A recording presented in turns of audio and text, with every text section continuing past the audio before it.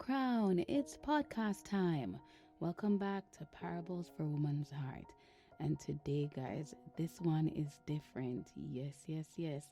This one is not just teaching, this one is testimony. Not just anybody's testimony, but mine. This is not just encouragement, Queens. This is evidence. Because today, Queens, I'm opening up about something deeply personal. My marriage. Yep, normally off limit, but we're going to talk about it. So this is our season 3 finale, and I felt led to close this season by bringing you into a real part of my life. Not the polished version, by the way, not the highlight reel, but the journey. Because this year, on today, my husband and I are celebrating 11 years of marriage. And if I can be honest with you, Queens, which I will be, we didn't get here because it was easy. We didn't even get here because we always agreed. No. We didn't even get here because nothing ever went wrong.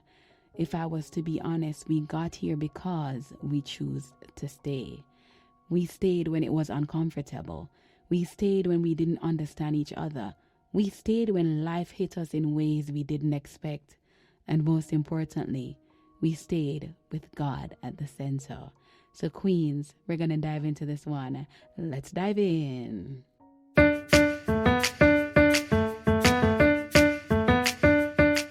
Now, Queens, the title of this one is 11 Years Later. What kept us when it could have broken us?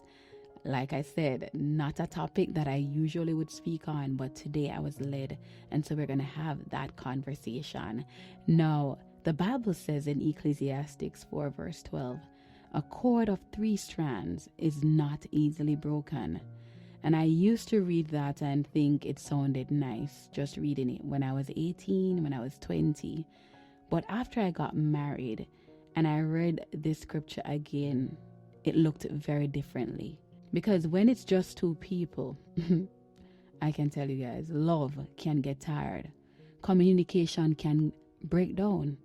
Emotions can shift. They can boil very high.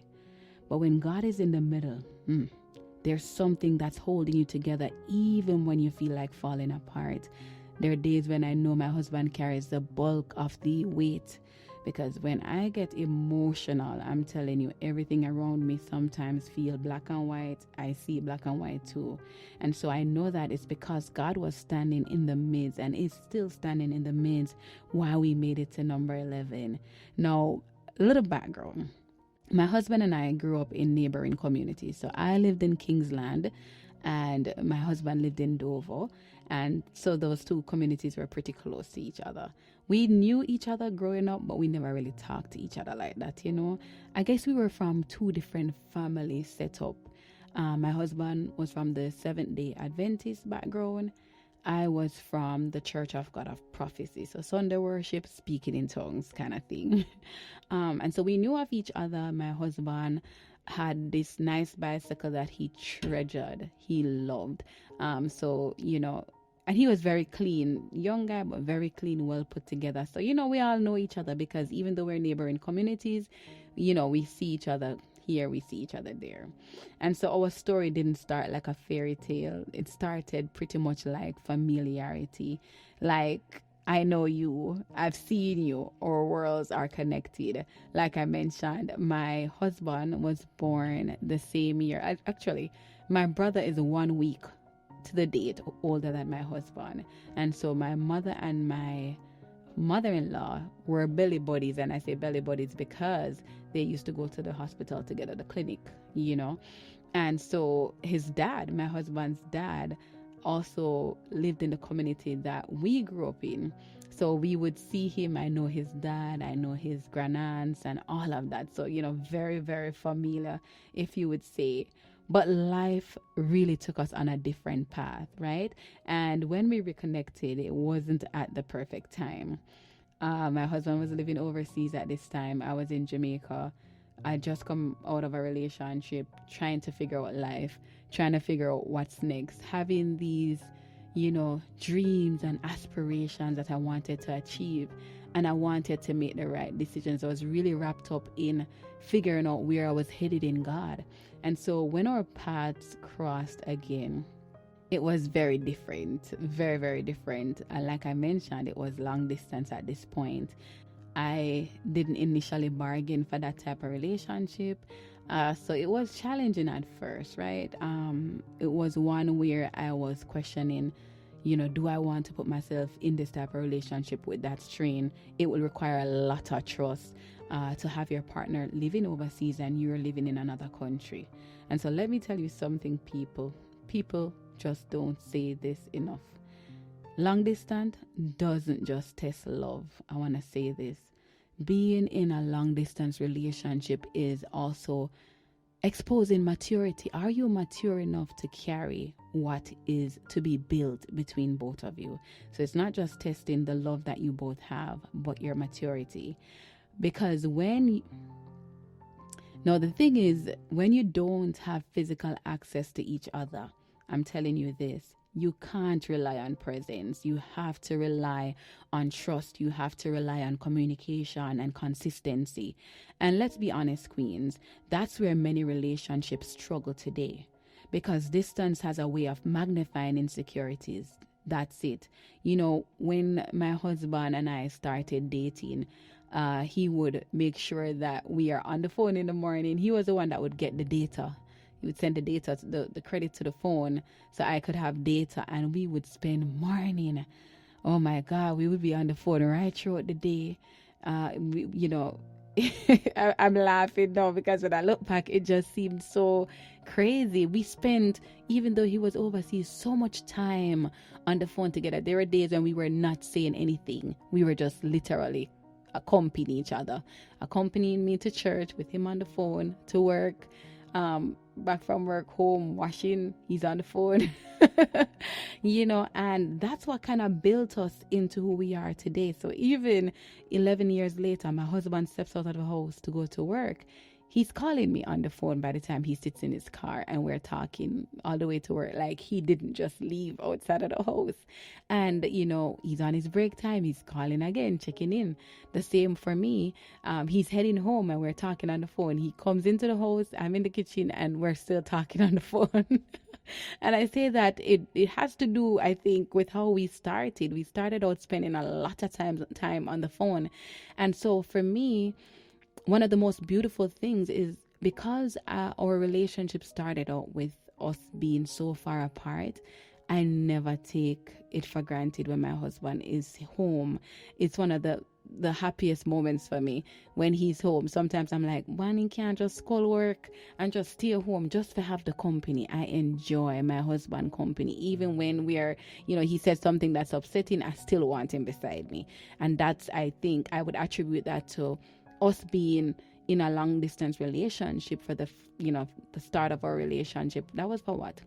Roughly 3 to 4 years we were, separated, between him living overseas and when I finally migrated and came to the States. So for me, I don't take that for granted. I just always want to be right next to him, or his second skin, as they would say, right? No, like I mentioned before, distance has a way of magnifying insecurities. You start asking questions like, are they really committed? You start asking, can I trust what I can't see? Like, you're not seeing it. Can I trust it? You start asking, are we growing together or are we growing apart? You start thinking these things, and then all of a sudden the atmosphere starts to change.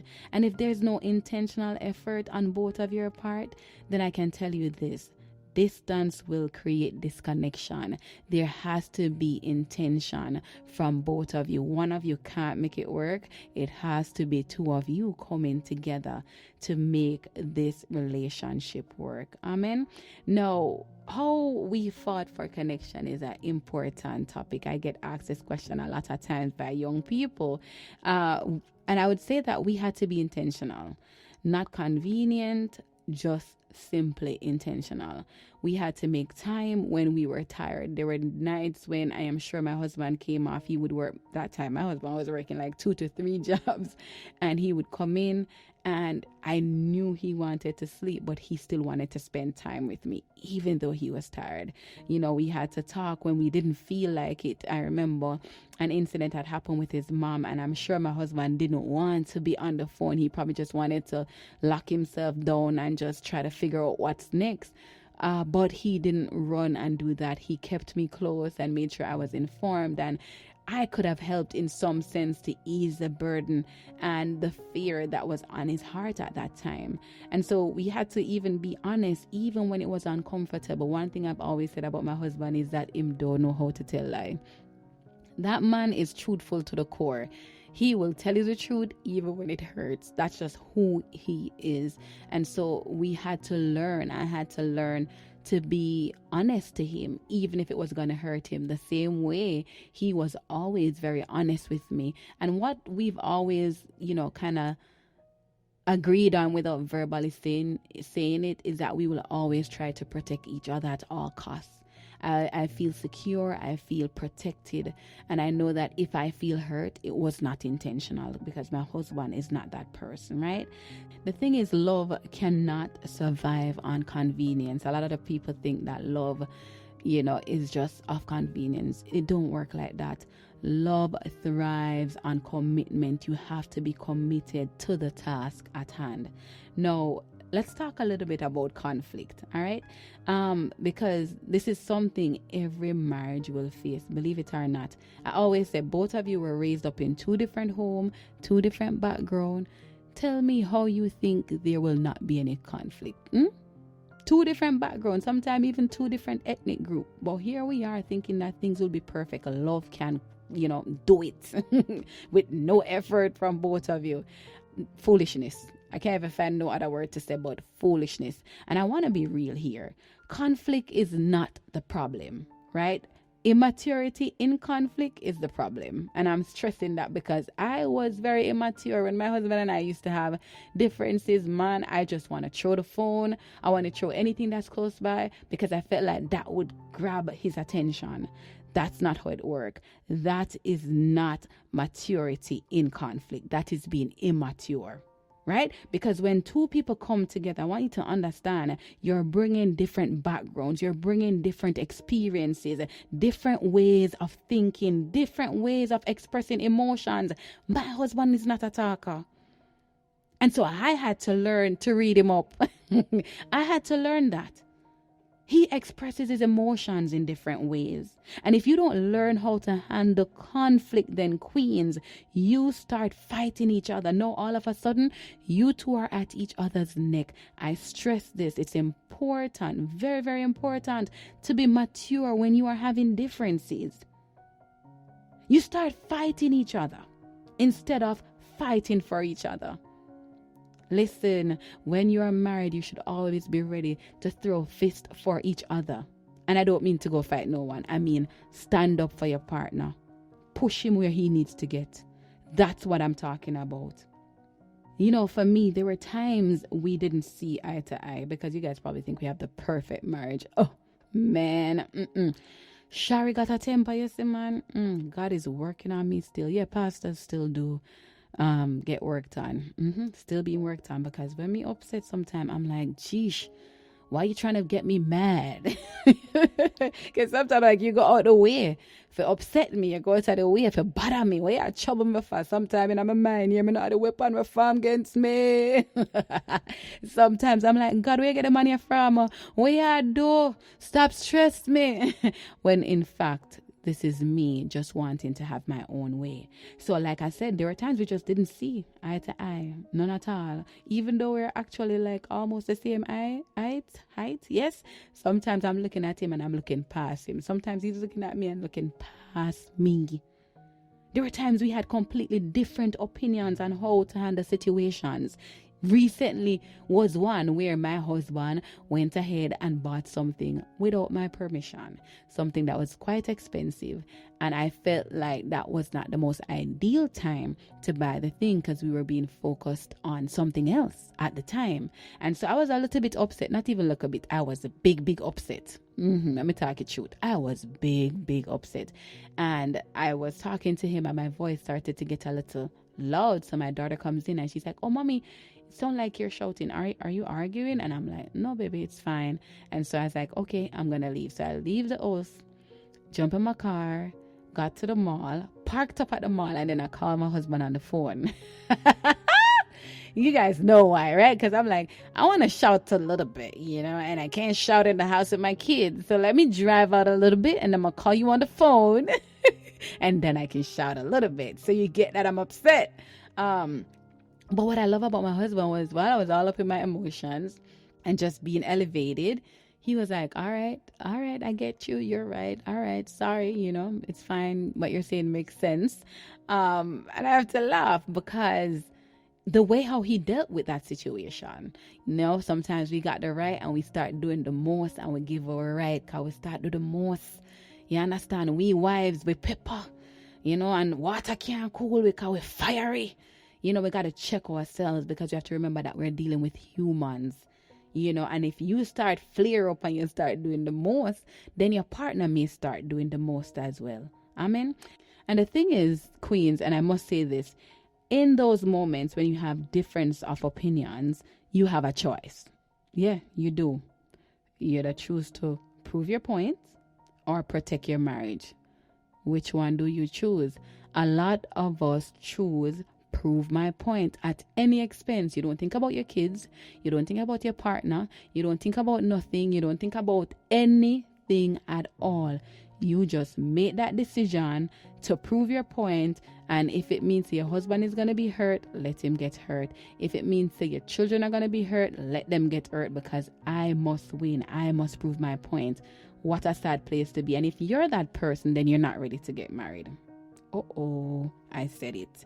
If you are the type of person that like to prove your point and your point alone, then you are not ready to be married. Your number one objective should always be protect my marriage, even if it means that I lose the point. Yeah, protect your marriage, right? The Bible in Ephesians 4:26 says, "Be angry and do not sin." This is what I always used to bring me back to earth. Be angry, but sin not. That means you can feel it, but you don't have to let it control you. When it starts controlling you is when we have a problem. We had to learn, my husband and I, when to speak. Yes, we had to learn when to pause. We had to learn when to listen, because sometimes the problem isn't what was said, it's how it was said. And I am the queen of admitting that I had a problem with my tone. I had a tone problem. My husband would often say, check your tone, calmly check your tone. And I'm like, oh, I'm sorry. Because sometimes I get that tony tone going on in the tony tone and I don't tony tone. You know what I'm saying? Tone, right? But my husband would normally hold me accountable, not shout, not stress himself, just like, hey, your tone. And I get to come back down to earth. This is what we call partnership. And then the thing is, queens, we got to a part of life where it was hard. Life had hit us in a way that changed everything. We experienced miscarriages. And I need to say this for the woman listening who has gone through this. That kind of loss is not just physical, because a lot of people just tie it to being physical. No, it's not. It's emotional, it's spiritual, it's deeply personal. Most times nobody gets it. And in the marriage, it can either bring you closer as a couple or quietly pull you apart. You have to make the decision. Will it allow us to come together closer, or will you allow it to pull you apart? What is the decision that you choose to make? And it's not just for miscarriages. It's for anything. You may have lost a child. You may be mourning someone else. You may have lost your job. Remember, you are a union. Don't allow that situation to put you up against each other. The goal is to always be coming closer as a unit, never to move further. And the thing is that I've learned over time is that grief doesn't always look the same for everyone. One person may want to talk, the other may just shut down, and that's perfectly fine. One person may cry, the other may process things silently. That's okay. And if you don't understand that, you start misreading each other. Again, give room to each other to grow in the way you know how best to grow. It's important. Right? The Bible again in Psalms 34 verse 18 says, the Lord is close to the brokenhearted. And I can tell you this, queens, because I experienced this. God didn't remove the pain immediately. It was there, the frustration, the anger, every emotion that you could think of after having repeated miscarriages. It was all there. But he gave us the strength to carry it, not just me, but to carry it together. That's the God that we serve. And so we grew. We had to learn how to grow in pain. We had to learn to give each other grace. Grace. I don't hold my husband to nothing. You know, we've been married 11 years and we've never gone to bed upset at each other. We're always going to talk it out. We are always going to talk it out in that moment. We're going to get to it. And if it means that we have to take a little 5 to chill and then come back, we're going to come back to it. But we ain't going to bed with that thing on our chest. No. We have to give each other grace. We don't have to rush the healing as well. We had to learn to stay connected even in hard situations, in grief, everything that we had to encounter. Because the thing is, pain can either isolate you. If you allow it, it will. Or it can deepen your bond. What do you choose? Some of us run to isolation. We go into the closet and we shut down, and all of a sudden we start painting our partner as the villain. I say again, you can choose to grow together and deepen that bond, or you can isolate yourself. And let me say something honestly. We live in a time where walking away is easy. We see it on the media, the famous couples. We see it. Everything seems replaceable, right? Once you got money, it can figure it out. Lies. All lies. I recognize now as a life coach, as a crisis counselor, that people don't fight anymore to stay. They don't fight to stay. They don't fight for love. They just want to exit. I want to go. I want to be done. And I'm not talking about abusive situations. So let's get this straight. No, I'm not. I'm talking about situations that require work. Because the thing is, marriage is work. Anything that's good for you takes time and it takes work. Think about the medicine. Medicine don't taste good, right? You got to drink it to get better. That's pretty simple. That's pretty straightforward. Then why is it we don't have the patience and the grace to allow our marriages to grow? And the thing is, when we say work, we're not talking about toxic work. Intentional work is what I'm talking about. You got to be intentional. You got to be honest. You got to be open. Target the areas that your marriage is struggling in. 1 Corinthians 13 verse 7 says, love bears all things. It believes all things. It hopes all things. It endures all things. And the word I love the most here is endure. Endure means love doesn't quit when it gets hard. So if you're that type of person that like to walk away when the battle gets hot and when the conflict is right there at your door, you're ready to run, you're ready to pack up your bags and leave, then it means that your marriage may be in trouble. It means that you need to seek God's face. It means you need to go down in fasting. You need to go down in sackcloth because there's something that needs to shift. When you love somebody, you got to make up in your mind that I'm going to bear it all. I'm going to believe it all. I'm going to hope for it and I'm going to endure. I'm not running. I'm not going away. If God said that this man is my man, then you got to make up in your mind that you will stand and fight. Because there were moments, guys, and I like to be real, we had to ask ourselves, are we committed to the feeling? Are we committed to the feeling, or are we committed to the covenant? Because a lot of us, all we care about is the flesh. We don't remember the covenant that we had with God, the covenant that we made. Oh my God, those vows, we don't have it. because feelings change.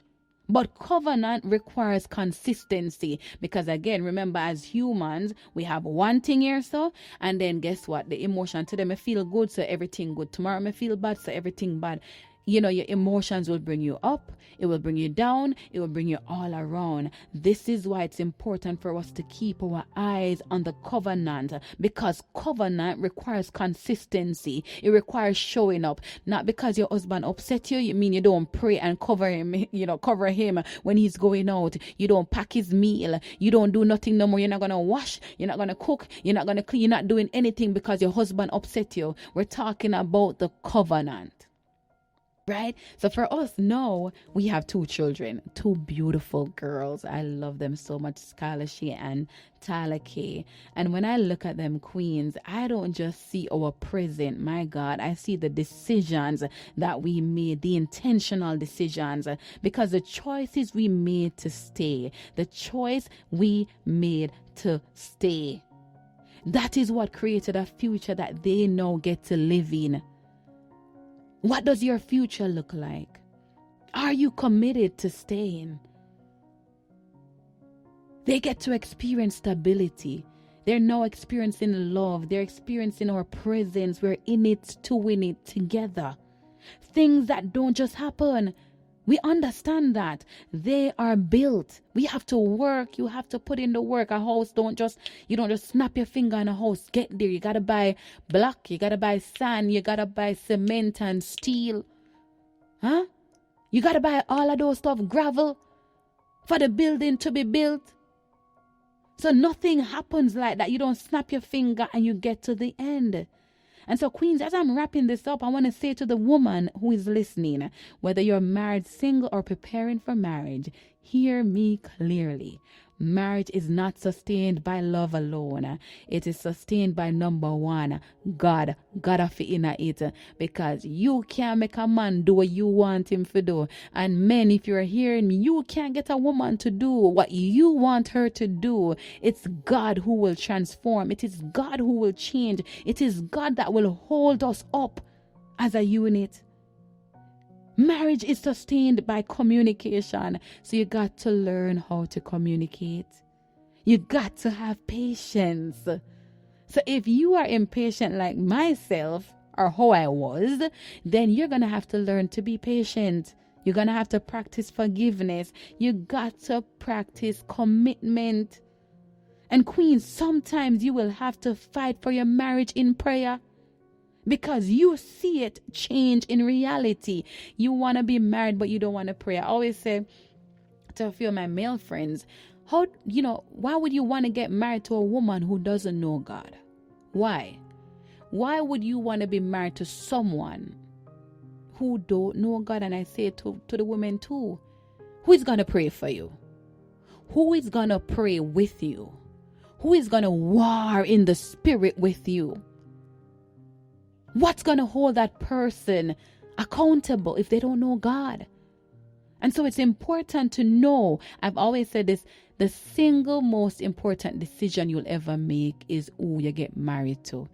I am who I am and where I am today because of who I got married to. I would not be anywhere where I am right now if I had not married my husband. I am a director for sales operations within the company that I work, and my husband has given me the opportunity to bloom. There were times, and I can say this, there were times when my husband actually took extended time off from work, 6 months, just to help with the kids while I was going back to school and trying to get myself in order. When I was doing my master's, I did a double master program. And so he took months off from work to allow me to bloom, to grow, to do what God wanted me to do. And so I love that man because that man is selfless. That man shows up every single day for me and the girls as if it's the only thing that matters to him in the world. And so, queens, 11 years later, we are still here.